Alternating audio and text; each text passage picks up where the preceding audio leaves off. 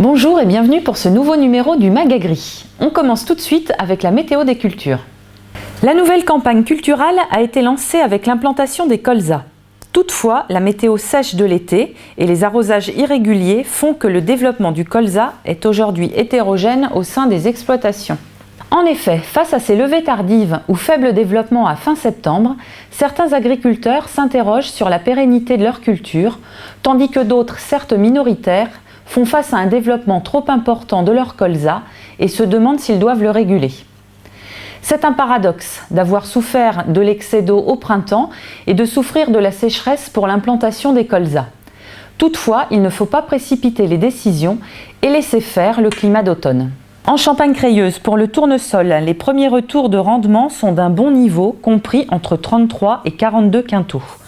Pour la betterave, malgré un développement assez hétérogène suivant les secteurs, le potentiel sur les premiers arrachages de septembre semble correct, compris entre 75 et 88 tonnes par hectare. Passons à notre zoom culture du mois sur le chanvre.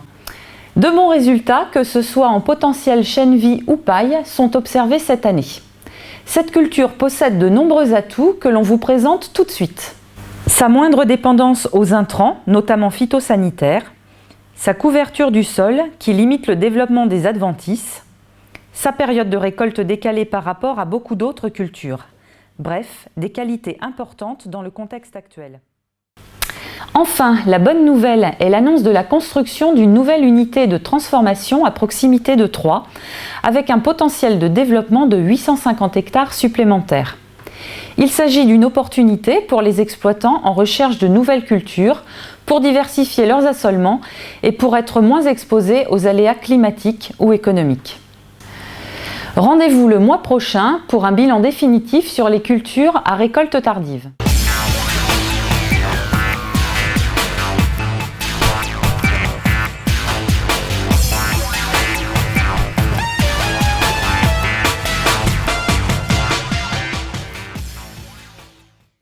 Bonjour et bienvenue dans la météo des marchés.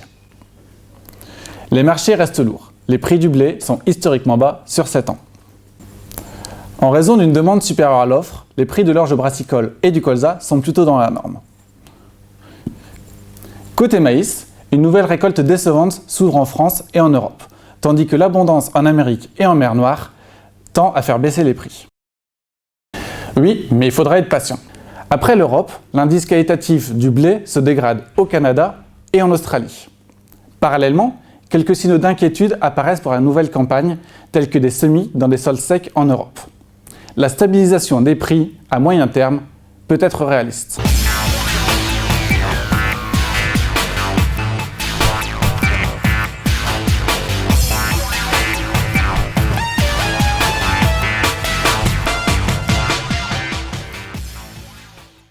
On passe à l'agenda du mois de novembre. Le 8 novembre prochain, le carrefour des bioénergies sur l'injection du biométhane se déroulera au lycée agricole de Chaumont.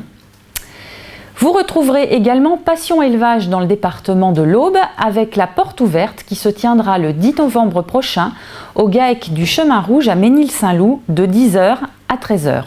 Vous pouvez également retrouver notre actualité sur la page Facebook Chambre d'agriculture de l'Aube. Voilà, je vous remercie de votre attention. On se retrouve pour le prochain numéro dans un mois. À bientôt!